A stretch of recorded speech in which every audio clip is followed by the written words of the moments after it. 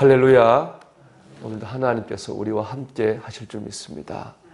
주님과 동행하는 하루가 되시기를 축복합니다. 우리 지난 이틀간에 이어서 오늘도 하나님께서는 모압의 심판 그리고 멸망에 대해서 말씀하고 있습니다. 모압이 멸망한 이유는 우리 지난 두 번의 묵상을 통해서 알았어요. 첫째는 이스라엘이 어려울 때 돕기는 그냥 조롱한 것이죠. 또 하나는 교만 때문이었습니다. 오늘 말씀 보면 거기에 보태서 한 가지 죄가 더 있습니다.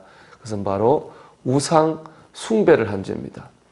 우리 46절 상반절의 말씀인데요. 이렇게 되어 있어요.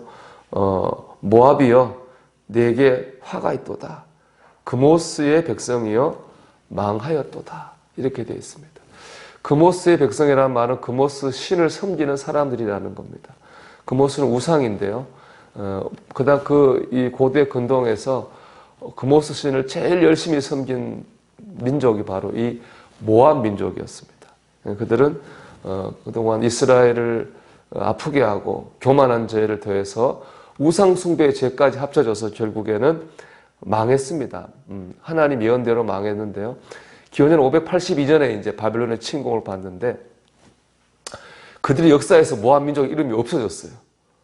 얼마나 철저하게 공격받았는지 모압이라는 민족 자체가 인류 역사에 사라지고 말았습니다.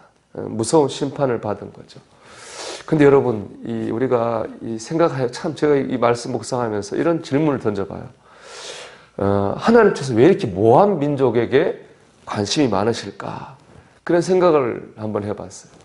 그렇지 않습니까? 당시 이방 나라는 모압만 있는 게 아닙니다. 그 이방 나라가 아주 많이 있어요. 그래서 좀 많은 이방 나라가 있고 모압보다 큰 나라도 많이 있어요. 이방 나라 중에 대표적인 게 이집트, 애굽이죠. 그런데 성경을 보면 오늘 말씀도 그렇지만 이 예레미야서 보면은 모압의 심판에 대한 말씀이 굉장히 많습니다. 제일 길어요. 하나님께서 왜 이렇게 모압에 대한 관심이 많으실까? 우리도 지금 3일째 모압 얘기를 묵상하며 나누고 있잖아요. 그래서 왜 이렇게 하나님께서 모압에 관심이 많으실까? 왜 길게 말씀하실까? 한번 그런 이유를 생각해 보게 되었습니다. 답은 이건 것 같아요. 하나님께서 모압에 대해서 이렇게 길게 말씀하신 이유는 뭐냐? 그래도 사랑해 라는 하나님의 사랑을 알게 하시기 위해서라고 생각합니다. 하나님께서 모압 민족을 사랑하셔요. 근데 그 하나님의 사랑은 어떤 사랑이냐? 그래도 사랑입니다. 그래서 사랑해가 아니라. 그래서 사랑해는 뭘 잘했기 때문에 사랑하는 거잖아요. 모압 민족은 잘한 게 하나도 없는데 하나님께서는 모압 민족을 사랑하시는 거예요. 그걸 통해서 우리랑 하나님의 사랑을 알게 하시는 겁니다. 여러분 생각해 보세요. 모압 민족은 하나님이나 이스라엘 백성 입장에서 그렇게 밉고 배신자들입니다. 말씀드렸다시피 모압은 아브라함의 조카 롯의 자손이에요. 그러니까 이스라엘과 사촌지간입니다. 그래서 하나님께서 그들을 특별 대우하셨어요. 이스라엘 백성이 가나안 정복 전쟁을 할 때 다른 민족하고는 싸워도 모압과는 싸우지 말라고 하셨거든요. 그만큼 모압을 특별히 생각하셨다는 거예요. 그러면 모압 사람들도 뭔가 느끼는 게 있어야 하잖아요. 하지만 그들은 하나님을 전혀 믿지 않았습니다. 안 믿는 정도가 아니죠. 제가 지금 말씀드린 것처럼 그모스의 사람들이라고 부를 정도로 열렬하게 우상을 숭배했습니다. 자기만 우상 숭배하고 만 게 아니고요. 그 우상 숭배를 이스라엘 민족 하도록 이스라엘 민족도 많이 끌어들였어요. 이스라엘 역사를 보면. 거기다가 이스라엘 민족이 어려우면 돕기는커녕 비웃고 조롱했습니다. 이스라엘 민족의 입장에서 보면은 하나님 입장에서 보면 남보다 못한 가족인 거예요. 배신자죠. 그런데 하나님께서는 그럼에도 불구하고 모압을 사랑하십니다.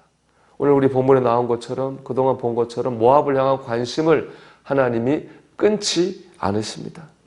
그리고 마지막에는 그들을 구원하시겠다 그렇게 말씀하셔요.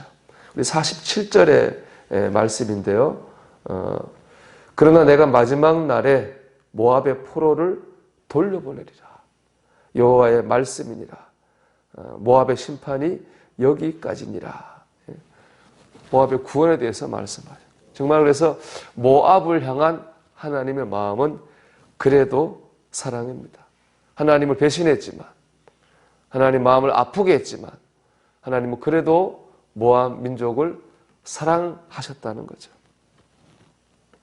이 하나님의 사랑이 바로 우리를 향한 사랑입니다. 우리를 향한 사랑이 그래서가 아닙니다. 우리가 뭘 잘해가지고 하나님의 자녀가 된 게 아닙니다.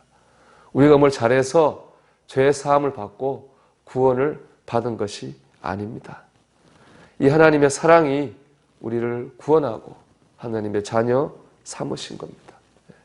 자, 하나님의 사랑이 이렇기 때문에 우리가 하나님의 사랑에 보답해야 되겠습니다. 그럼 우리가 나를 향한 하나님의 놀라운 사랑에 보답하는 게 뭔가? 두 가지입니다. 이 사랑을 믿는 거예요. 하나님이 나를 사랑한다고 하는 믿는 겁니다. 두 번째, 하나님을 신뢰하는 겁니다.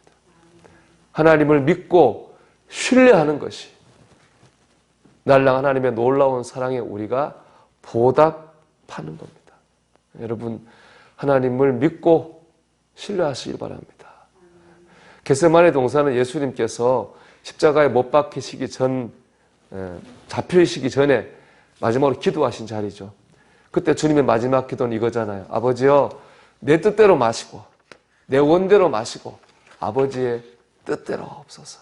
그리고 그냥 주님 기도하고 잡혀서 십자가이셨잖아요. 지금 겟세마네 가면 이제 거기 예수님 그런 모양이 있고 영어로 이런 그 기도를 영어로 이렇게 써놨습니다. I cannot understand you. 나는 당신을 이해할 수가 없습니다. But I trust you. 하지만 나는 당신을 신뢰합니다. 거기도 이렇게 풀었습니다. 나는 당신을 이해할 수 없, 하나님을 이해할 수 없지만 난 하나님을 신뢰합니다. 이게 주님의 기도였다는 겁니다. 여러분, 우리는 하나님을 이해할 수 없습니다. 우리가 어떻게 하나님의 사랑을 이해할 수 있습니까? 하나님의 사랑을 우리는 이해할 수 있는 그런 존재가 아닙니다. 우리가 할 수 있는 건 하나님을 신뢰할 수 있습니다. 하나님이 우리가 원하시는 건 이해가 아니라 신뢰하는 겁니다. 신뢰가 뭡니까? 겟세마네 동산의 예수님처럼 하나님께 맡기는 겁니다. 하나님께 내 삶을 드리는 거예요. 하나님, 내 뜻대로 하지 마시고 아버지 뜻대로 내 삶을 받아주세요.